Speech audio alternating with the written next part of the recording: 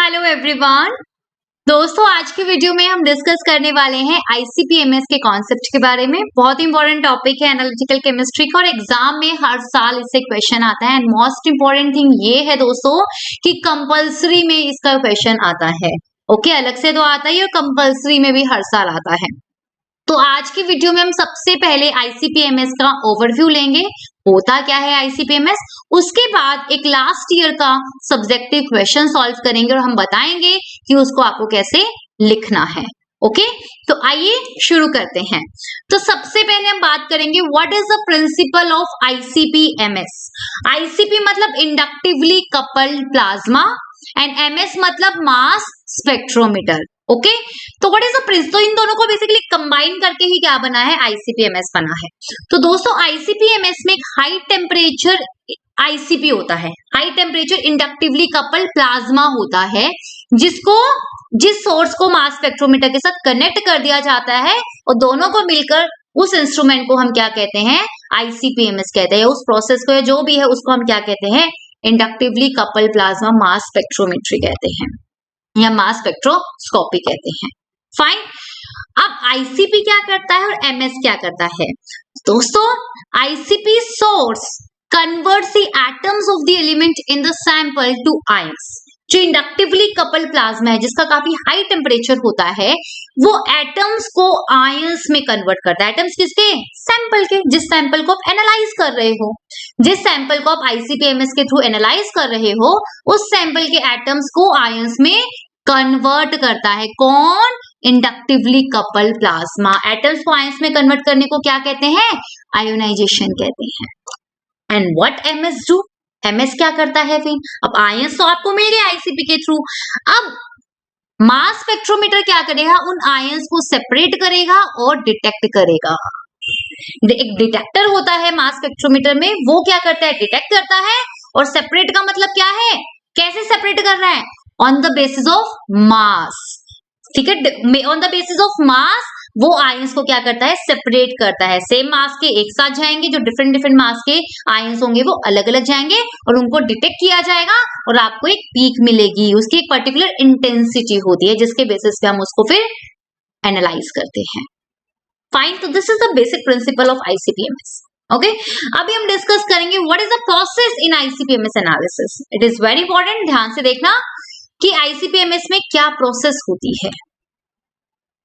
तो देखिए, सबसे पहली बात मैं आपको इस डायग्राम के थ्रू बता सकती हूँ। चलो पहले हम ये देख लेते हैं, उसके बाद हम नीचे जो ब्लॉक डायग्राम है वो भी देखेंगे। फाइन, तो सबसे पहले प्रोसेस में क्या होता है, नेबुलाइजेशन होता है। क्या होता है, नेबुलाइजेशन। What is nebulisation.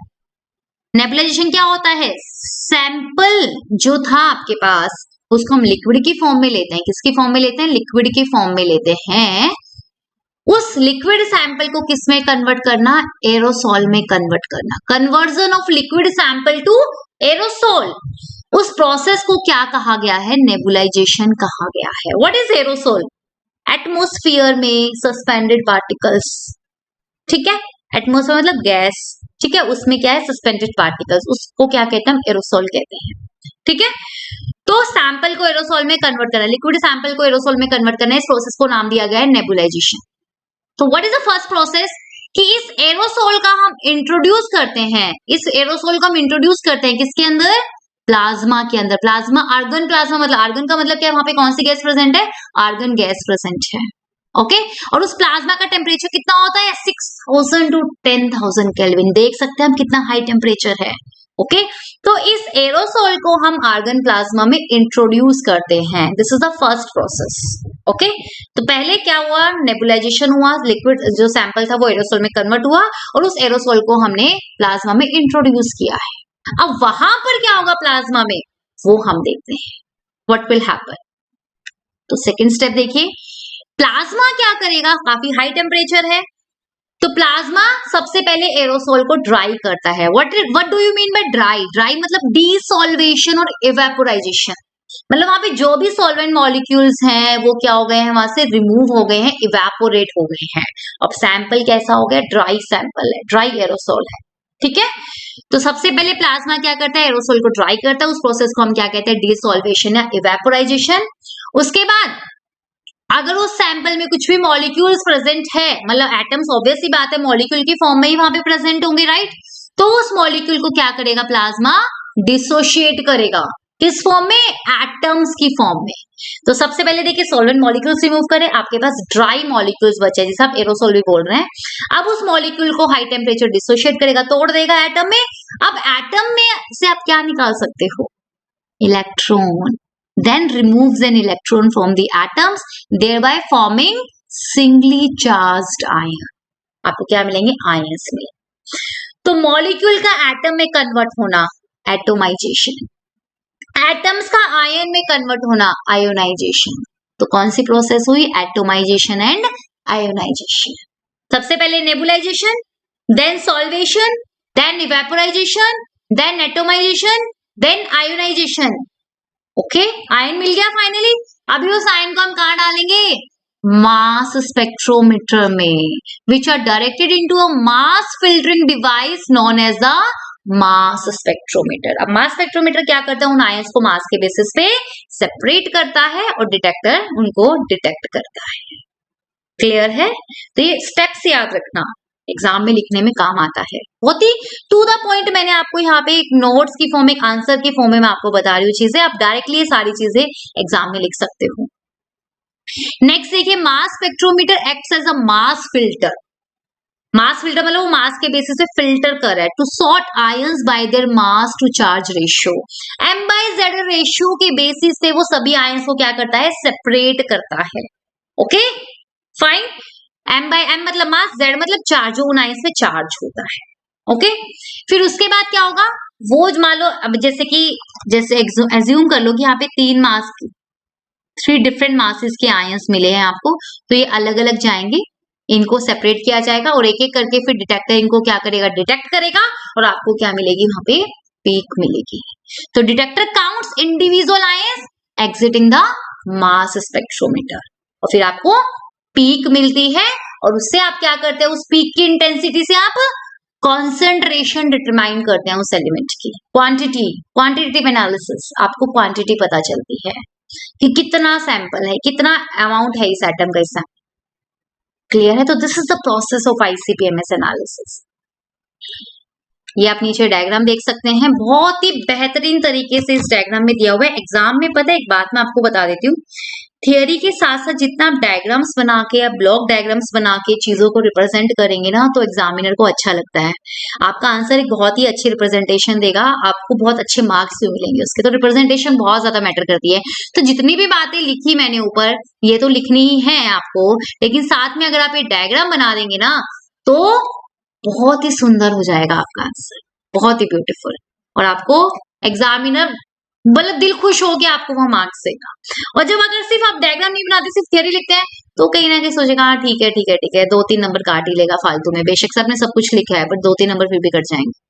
तो जैसे ये ब्लॉक डायग्राम आप इसे बोल सकते हो, ये आप प्लीज बनाना जरूर, ठीक है? आप इंस्ट्रूमेंट तो पूरा नहीं बना सकते, पर इस तरीके से आप बता सकते हो। तो अब देखिए, लिक्विड सैंपल था, एरोसोल में कन्वर्ट हुआ, इसे आप क्या कहते हैं? नेबुलाइजेशन।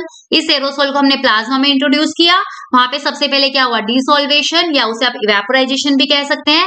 फिर उसके बाद मॉलिक्यूल को हमने एटम में कन्वर्ट करा, एटोमाइजेशन। एटम का आयन में कन्वर्ट हुआ, आयोनाइजेशन। और फिर उसके बाद इन आयंस को मास स्पेक्ट्रोमीटर में या मास एनालाइजर में भेजा गया, जहां पे उनको मास के बेसिस पे सेपरेट किया गया और डिटेक्टर ने काउंट करा, डिटेक्ट किया उन आयंस को, और आपको क्या मिली? पीक मिली। और पीक की इंटेंसिटी से आप उस एलिमेंट की कॉन्सेंट्रेशन को डिटरमाइन कर सकते हैं। Is it clear?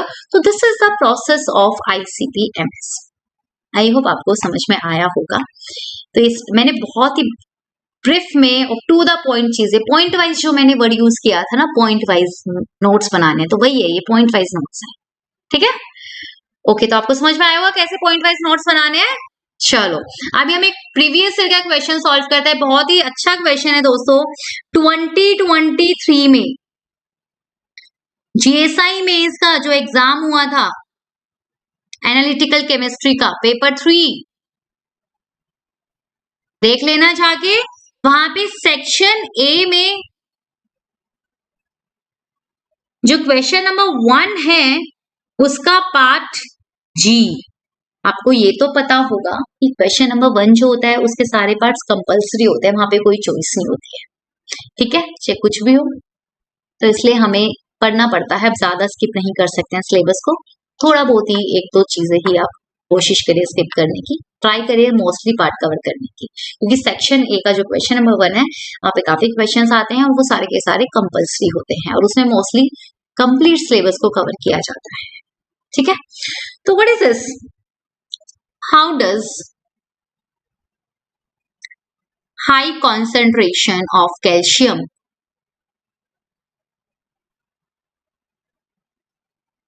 interfere with ICP-MS analysis of iron। इसने बोला है कि कोई सैंपल है आयरन की, उसमें हम एनालिसिस कर रहे हैं, हम डिटरमाइन कर रहे हैं कि उसमें कितना आयरन है। अगर उस सैंपल में आयरन के साथ साथ कैल्शियम की भी हाई कॉन्सेंट्रेशन प्रेजेंट है तो वो कैल्शियम कैसे इंटरफेयर करेगा उसकी ICP-MS एनालिसिस में। तो दोस्तों अभी हमने बताया कि एटम आयंस बनाते हैं, तो Fe है एटम, ICP-MS में क्या होता है, ये आयन में कन्वर्ट होता है, Fe+ में कन्वर्ट हो गया सिंगली चार्ज्ड आयन। अब ये आयन कहाँ जाएगा, मास स्पेक्ट्रोमीटर के पास जाएगा, ठीक है। इसका मास कितना है, what is the mass of iron, 56, what is charge 1, तो this is M/Z ratio, that is 56। तो अब इसको क्या करेगा, मास स्पेक्ट्रोमीटर डिटेक्ट करेगा और आपको पीक मिलेगी। लेकिन अगर कैल्शियम भी वहां प्रेजेंट है तो कैल्शियम कैसे यहाँ पे इंटरफेयर कर रहा है। दोस्तों जो प्लाज्मा है वहां पे आर्गन गैस प्रेजेंट है, एटमॉस्फेयर है, ऑक्सीजन ऑक्साइड्स, सैंपल में ऑक्सीजन या ऑक्साइड्स कार्बोनेट्स ये सभी मिट्टी में प्रेजेंट होते हैं। तो देयर इज अ पॉसिबिलिटी कि जो कैल्शियम है वो ऑक्सीजन के साथ रिएक्ट करके या वाटर वेपर्स अगर प्रेजेंट है, कुछ भी मतलब सैंपल में वहां पे प्रेजेंट है, वाटर वेपर्स भी हो सकते हैं मिट्टी में, वहां पे प्लाज्मा में ऑक्सीजन गैस भी हो सकती है, उसके मॉलिक्यूल्स भी प्रेजेंट हो सकते हैं, और जो सैंपल है उसके अंदर कार्बोनेट्स भी प्रेजेंट होते हैं, वहां से भी CO2 गैस बनती है। तो किसी के साथ भी वहां पे कोई भी रिएक्शन हो सकती है, आपस में ये लोग रिएक्ट कर सकते हैं। तो देयर इज अ पॉसिबिलिटी कि कैल्शियम जो है वो वाटर वेपर्स है, कोई भी चीज उनके साथ रिएक्ट करके क्या बना ले, CaOH+ बना ले, कैल्शियम हाइड्रोक्साइड का आयन बना ले। तो what is the mass of this ion, calcium 40, oxygen 16, hydrogen 1, this is 57। What is the charge 1, तो M/Z रेशियो कितना है 57 और आयरन का कितना था 56। तो क्या करे भाई, हो सकता है आयरन का 57 वाला आइसोटोप भी प्रेजेंट हो, आयरन के आइसोटोप 56 वाला भी हो सकता है 57 वाला आइसोटोप भी प्रेजेंट हो, तो वो तो बिल्कुल ही मैच खा जाएगा आयन। तो आप देख रहे हैं दोनों का M/Z रेशियो क्या है, सेम है, और अगर M/Z रेशियो सेम हो गया तो मास स्पेक्ट्रोमीटर को थोड़ी पता है कि आयरन है कि कैल्शियम है, वो तो सिर्फ क्या चेक कर रहा है, वो तो M/Z रेशियो चेक कर रहा है। तो अगर M/Z रेशियो चेक कर रहा है सिर्फ, तो वो आयरन के साथ साथ किसकी क्वांटिटी भी चेक कर रहा है, कैल्शियम की, मतलब आयरन और कैल्शियम दोनों का क्या जाएंगे, एक साथ जाएंगे। तो जो वो पीक मिलेगी उसमें सिर्फ आयरन नहीं होगा, उसमें कैल्शियम भी होगा, तो उसकी इंटेंसिटी जो कॉन्सेंट्रेशन बता रही है वो सिर्फ आयरन की नहीं बता रही, वो कैल्शियम की भी बता रही है। तो इसका मतलब वहां पे जो आपको कॉन्सेंट्रेशन पता चलेगी क्या वो एग्जैक्ट होगी आयरन की, नो, उसमें कैल्शियम भी होगा। तो this is how calcium interfere, high concentration हो, अगर थोड़ी बहुत हो तो चल जाता है, लेकिन अगर हाई कॉन्सेंट्रेशन हो तो फिर तो इंटरफेयर करेगा, फिर तो एग्जैक्ट कॉन्सेंट्रेशन आप यहां से आयरन की डिटरमाइन नहीं कर पाएंगे। इज इट क्लियर और नॉट, समझ में आया। तो अब आप इसको लिखेंगे कैसे, आप इसको एग्जाम में कैसे लिखेंगे, तो ध्यान से सुनिए। सबसे पहले तो जो मैंने ये ऊपर बताया ना आपको कि ICP-MS करता क्या है, what is ICP-MS do, what is ICP-MS analysis, तो ये लिखी हुई है आपके इधर ICP-MS एनालिसिस पॉइंट्स में। या तो आप इस ब्लॉक डायग्राम को भी ड्रॉ कर सकते हैं, वैसे तो 5 नंबर का ही है, जो पहले क्वेश्चन होता है उसमें हर एक क्वेश्चन 5 मार्क्स का ही होता है, तो आप ये जो एनालिसिस है इसको शॉर्ट में लिखकर आप एक्सप्लेन करेंगे कि सबसे पहले नेबुलाइजेशन होता है, डिसॉल्वेशन, इवेपोरेशन, जो भी है सब लिखेंगे। फिर उसके बाद आप बताएंगे कि जो मास स्पेक्ट्रोमीटर है वो m/z रेशो के बेसिस पे आयंस को सेपरेट करता है और डिटेक्टर उसे काउंट करता है और आप पीक मिलती है और उस इंटेंसिटी से आप क्या बताते हो, कॉन्सेंट्रेशन बताते हो। तो पहले तो आप इंट्रोडक्शन पार्ट में क्या लिखेंगे, इंट्रोडक्शन, क्या लिखेंगे आप लिखेंगे इंट्रोडक्शन। और इंट्रोडक्शन में जो वो ऊपर मैंने आईसीपी एनालिसिस का पार्ट बताया है उसको छोटे छोटे पॉइंट्स में लिखकर एक्सप्लेन कर देंगे क्या होता है, व्हाट इज आईसीपीएमएस एनालिसिस। फिर उसको समझाने के बाद आप मेन बॉडी पर आएंगे, एक्सप्लेनेशन पर आएंगे, सॉल्यूशन पर आएंगे, तो एक्सप्लेन करेंगे। उसके बाद आप क्या, आपके आंसर को, कि अभी हमने देखा कि आईसीपीएमएस एनालिसिस में m/z रेशो के बेसिस पे मास फिल्टर जो है वो आयंस को सेपरेट करता है, डिटेक्टर उनको काउंट करता है, ऐसे आपको इंटेंसिटी मिलती है। तो आयरन, अगर आयरन का आपको आयन मिलेगा Fe+, ये 56 आइसोटॉप भी हो सकता है, 57 भी हो सकता है। तो अगर 56 है तो m/z रेशियो 56 होगा, 57 है तो m/z रेशियो 57 होगा। और अगर कैल्शियम हाई कॉन्सेंट्रेशन में प्रेजेंट है वहां पे, तो देयर इज अ पॉसिबिलिटी कि कैल्शियम क्या बना ले, COH+ बना ले, जिसका m/z रेशियो भी 57 है। तो इस दोनों का m/z रेशियो सेम हो गया। तो ये क्या करेगा, जो इंटेंसिटी मिलेगी, जो काउंट्स मिलेंगे वो सिर्फ आयरन के नहीं होंगे, उसमें कैल्शियम भी होगा। तो जो कॉन्सेंट्रेशन आएगी वो सिर्फ आयरन की नहीं होगी, वो कैल्शियम की भी होगी। तो इस तरह से हम आयरन की एग्जैक्ट कॉन्सेंट्रेशन अभी डिटरमाइन नहीं कर पाएंगे। एंड दोस्तों एक लाइन और लिख देना, इसी इंटरफेरेंस को क्या कहते हैं, इसी इंटरफेरेंस को हम कहते हैं मॉलिक्यूलर इंटरफेरेंस, या आप बोल सकते हो पॉलीएटॉमिक आयन इंटरफेरेंस। इसी इंटरफेरेंस को क्या कहते हैं, मॉलिक्यूलर इंटरफेरेंस या पॉलीएटॉमिक आयंस इंटरफेरेंस। तो बेसिकली कैल्शियम ने क्या किया, पॉलीएटॉमिक आयन फॉर्म करा जिसका मास क्या था, सेम था आयरन से, जिसका m/z रेशियो सेम था। इस वजह से जो मास फिल्टर है वो उन दोनों में डिफरेंस नहीं कर पाया। ठीक है, दोनों के आयंस एक साथ गए डिटेक्टर के पास, डिटेक्टर के पास एक साथ गए, उन्होंने दोनों को एक ही काउंट कर लिया। उन्होंने बोला भाई ये भी आयरन है, दूसरा भी आयरन है, मतलब उससे क्या पता आयरन है, जो भी उनको एक साथ काउंट करा तो उनकी एक साथ ही पीक मिली, और उस पीक से सिर्फ आयरन की कॉन्सेंट्रेशन नहीं आई, कैल्शियम की भी आई। Is it clear? तो ये आपको एक्सप्लेन करना है। तो ये 5 नंबर में इतना ही लिखना है। अगर ये 10 नंबर में होता तो क्या करते, तो भैया डायग्राम भी बना देते, ठीक है ना। तब आप इस ब्लॉक डायग्राम को भी बना देते, और साथ में कंक्लूजन में, लास्ट में इंट्रोडक्शन हो गया, एक्सप्लेनेशन हो गया, कंक्लूजन में आप लिख देंगे, कंक्लूजन में क्या लिखेंगे कि यस, अगर ड्यूरिंग आईसीपीएमएस एनालिसिस सेम मास के पॉलीएटॉमिक आयंस फॉर्म हो जाते हैं तो वो क्या करेंगे, एनालिसिस में इंटरफेयर करेंगे, और उसी इंटरफेरेंस को हम क्या कहते हैं, मॉलिक्यूलर इंटरफेरेंस कहते हैं। स्पेक्ट्रोस्कोप इंटरफेरेंस भी बोल सकते हो, या पॉलीएटॉमिक आयंस इंटरफेरेंस भी बोल सकते हो। क्लियर है? तो इस तरीके से आप पार्ट्स में आंसर को एक्सप्लेन करेंगे, और पॉइंट्स में लिखना है, थ्योरी नहीं बनानी है, पैराग्राफ्स नहीं लिखने हैं। 5 नंबर में है तो ब्लॉक डायग्राम बनाने की जरूरत नहीं है, 10 नंबर में है तो ब्लॉक डायग्राम भी बना दीजिए। क्लियर है? तो ये था दोस्तों आईसीपीएमएस के बारे में ब्रीफ आइडिया, बहुत ही खूबसूरत है, आप इसको प्लीज लिख लीजिएगा। मैं एयर टेलीग्राम पे पीडीएफ भी शेयर कर दूंगी, और ये साथ ही में हमने एक क्वेश्चन भी सॉल्व किया जो कि कंपल्सरी में आया था अभी लास्ट ईयर ही। ओके, चलो दैट्स ऑल फॉर टुडे।